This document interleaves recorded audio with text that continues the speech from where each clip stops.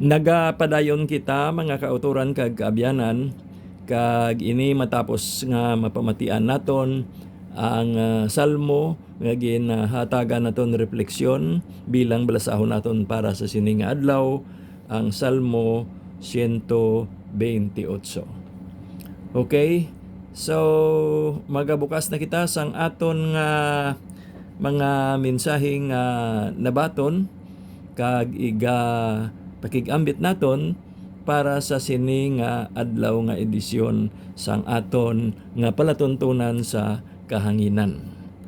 Unahon naton nga kadtuan ang Twitter. May account kita dira nga NRC is Inspirational. Kag isa sa mga ginasunod naton amo ang kay Pope Francis nga account nga Pontifex. Kag siling sang aton balaan nga amay, maayo gid nga pamangkoton naton ang aton mga kaugalingon sa tagsa ka adlaw. Ano bala ang aton nga ginahalad kay Jesus subong gid nga adlaw? Sarang gid siya makahimo sang madamo nga butang sa aton nga pagpangamuyo kag sa aton man nga pagpakita sang karidad sa tagsa-tagsa. Amo ini ang pamaagi sang Dios sa paghigugma nga siya nagahimo sang dalagko nga mga butang nagikan sa magagmay nga mga butang. Sa kaangtanan sini basahon naton ang dinalan dira sa libro ni San Juan sa kapitulo 6 versikulo 1 hasta 15. Okay. Sunod diri ang pagbasa man naton sang mensahe nagikan sa mga sumulunod ni Pope Benedict XVI nga aton sadto Pope Emeritus. Ang mensahe diri nagasiling ang pagtuo nagasugid sa aton nga ang Dios naghatag sang iya bugto nga anak para sa aton nga kaluwasan kag naghatag sa aton sang kadalag-an nga may kamatuuran nga ang Dios gugma. Ang Dios nagauyat sang kalibutan sa iya mga kamot kag dira sa libro sang bugna aton mabasahan nga wala sa payan sang kadulom ang kadalag-an sa gihapon maangkon sa kahimayaan. Amen. Ang masunod diri amo ang aton mensahe nga ginabaton nagikan kay Sister Mariket Reyes. Natamyaw naton si Sis Mariket kag ang yabugos nga panimalay, Sanday Bradfeld kag ang mga kabataan kag kaapuhan. Kag ang mensahe nagasiling, ginapangayo nakon sa Ginoo nga iya proteksyonan ang akon mga kaapuhan sa physical, emotional, spiritual, mental kag ano paman nga kahimtangan. Amen. Ang masunod ang nagikan kay Sister Luz Aguilar sang Arevalo distrito sining syudad, kagatapo man sang aton Arevalo chapter, kag ang iyang mensahe iya ginapalambot kaupod sang bugos niya nga panimalay. Lakip na ang pagpanamyaw para sa sini nga kahaponanon. Kag ang mensahe nagasiling, katungdanan naton ang maghambal sang kamatuuran kag ang tagsa sa aton may pagpili nga sarang mahimo. Apang ang kamatuuran nagakinahanglan nga manginyara sa aton kay amo ini ang kakulangan sa kalibutan sa subong nga panahon. Mga dinalan man ini nga una ginsambit ni Mother Angelica. Okay? Nagapadayon pagid kita kag antes naton nga pakigambit ang aton nga inumirar nga napakig nga na ginpakig-share sa aton sa subong nga adlaw. May isa pa diri nga mensahe nga nagasiling sa Facebook naman iniiya, no? Kay mayara kita nga account nga seniors o kon page ini sa Facebook naton nga Seniors Inspirational. Ang mensahe diri nagasiling, sa pila ka adlaw magaopdanay kita nga nagapungko kag magsambit sini. Mabudlay yadto apang aton nga nalampuwasan. Okay? So, yari na ang aton nga inumirahon sa sini nga adlaw nga edisyon sang aton nga palatuntunan sa kahanginan. Ini bahin sa mga butang o kon mga buluhaton nga aton gid o kon napertenecer gid sa aton nga may mga kabataan kag kaapuhan. Ini amo ang aton nga pagpangamuyo para sa ila. Kag ang aton nga pagpangamuyo nabase man sa mga dinalan nagikan sa aton mga Biblia. Okay, no? Yari ang nauna, nagapangamuyo kita agod nga ang aton kabataan kag kaapuhan makakilala kay Kristo bilang manunubos sa hoben pa nila nga pangidaron o kon sa early stages sang ila kabuhi, no? Basahon naton ina sa Salmo 63 bersikulo 1 kag sa ikaduha nga libro ni Timoteo sa kapitulo 3 bersikulo 15. Ang masunod ang ikaduha, agud nga ila kaugtan ang sala.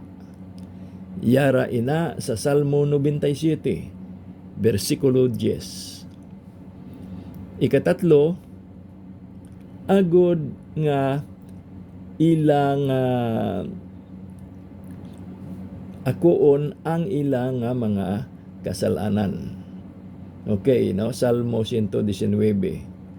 Ikaapat, agud nga sila maproteksyonan sa mga kalautan sa anuman nga bahin sang ila kabuhi, spiritual man, emosyonal o kon pisikal. Yara sa libro ni San Juan sa kapitulo 17 bersikulo 15. Ang ikalima, nga sila mag-angkon sang pamatasan nga mangin responsable sa tanan nila nga mga kaangtanan. Basahon naton ang libro ni Daniel sa kapitulo 6 bersikulo 3. Ang masunod, ang ikaanom, agud nga ila respetuhon yadtong mga may autoridad sa ila. Mabasahan naton ina sa Romano kapitulo 13 bersikulo 1. Ikapito, agud nga ila pangitaon ang husto nga mga kaabyanan kag agud maproteksyonan sila sa mga indi maayo. Yara man ina sa Hulubaton sa kapitulo 1 bersikulo 10 hasta 11. Ikawalo, agud nga sila mapangapinan sa mga hindi eksakto nga mga mangin kaupod nila kag agud nga mahatagan sila sang maayo nga kaupod. Yara sa ikaduha nga Korinto kapitulo 6 bersikulo 14 hasta 17. Kag kabay man nga sa ilang pagpili nga magpakasal, sila mangin putli. Tubtob nga ila dangatan ang pagtambipalad. Yara sa nahauna nga Korinto, Kapitulo 6, versikulo 18 hasta 20. Kag ang masunod, numero 10, nga makatuon sila nga sumiter sing lubos ang ila kaugalingon sa Dios, kag ila pamatukan ang kalautan sa tanan nga sirkumstansya. Yara sa libro ni Santiago sa Kapitulo 4, versikulo 7. Ang ika-11, agod nga madidikar nila lamang kay Hesukristo ang ila tagipusoon. Yara sa Romano, Kapitulo 12, versikulo 1 hasta 2. Kag ang katapusan diri ang ika-12, amo nga kabay pa nga sila makakita sang maayo nga mga kaabyanan, kag hindi ang sala nga mga katawhan ang ila masugata.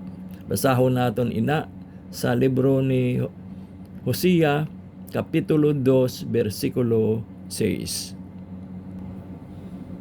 Okay, mga kauturan kag kaabyanan, 12 tanan ang aton nga na inumerar nga mga pamaagi o kon mga katuyuan naton sa aton nga pagpangamuyo bilang mga lulo kag lula para sa aton nga mga kabataan kag kaapuhan.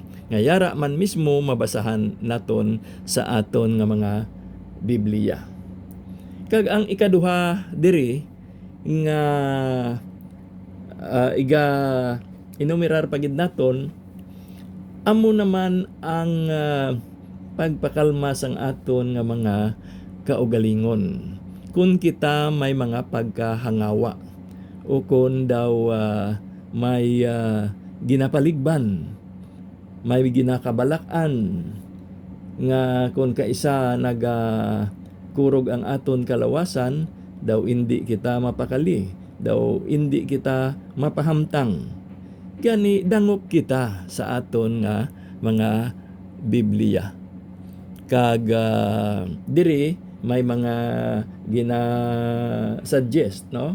Mga ginahatagan suhestyon nga mga balasahon. Kag aton ini nga isa-isahon. Una diri ang yara sa ikaduha nga libro ni Timoteo sa Kapitulo 1, versikulo 7.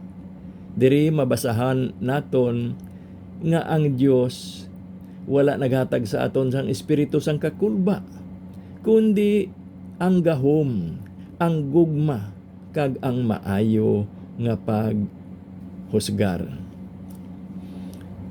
Kaduha, ang Salmo 4 dira sa versikulo 8. Sa paghidait kita ang maghigda kag magtulog, kay ang Ginoo lamang ang makapahamtang sa aton sa maayo nga kahimtangan.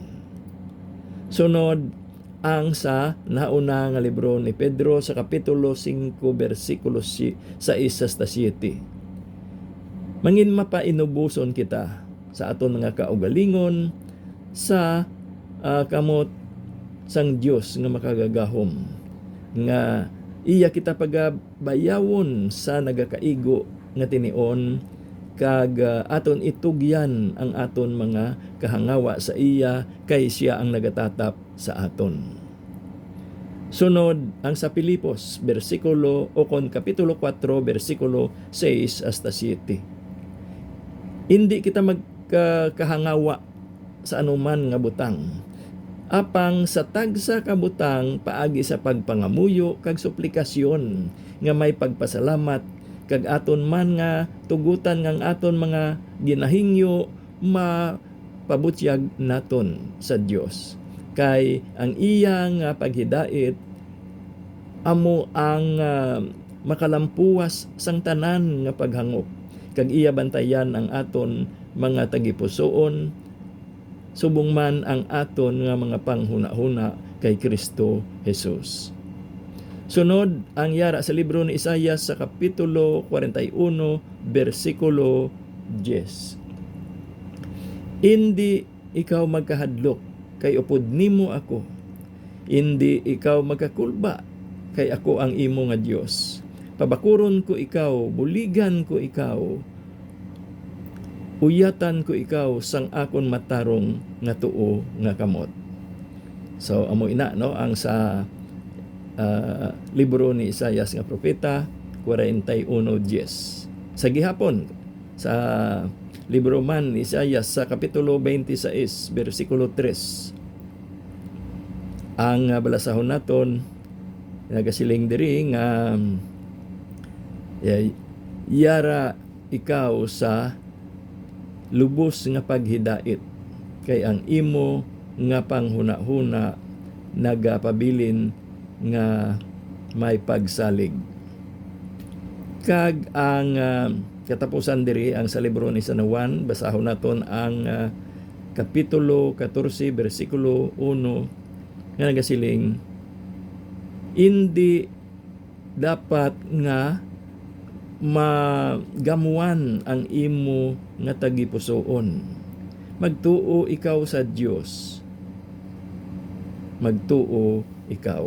Okay, no? So, ini tanan na mga nabasi sa Eskriptura ang aton ulihing ginbasa pito ini tanan, no? Ka mga balasahon dira sa aton balaan nga kasulatan. Okay, kung may yari pa diri nga katapusan nga mensahe aton nga pangitaon, kag kung limitado lamang ang aton nga tiyempo,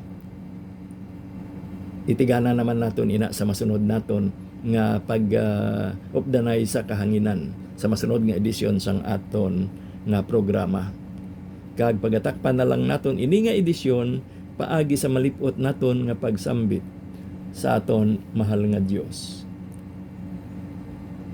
O amay namon sa langit, kinahanglan kanamon sa tagsa ka adlaw, sa tagsa ka minuto, sa tagsa ka segundo, sa amon nga pagginhawa kinahanglan namon, kay indi kami mabakod sa amon lamang kaugalingon, updi kami sa tanan nga tinion, o Ginoo.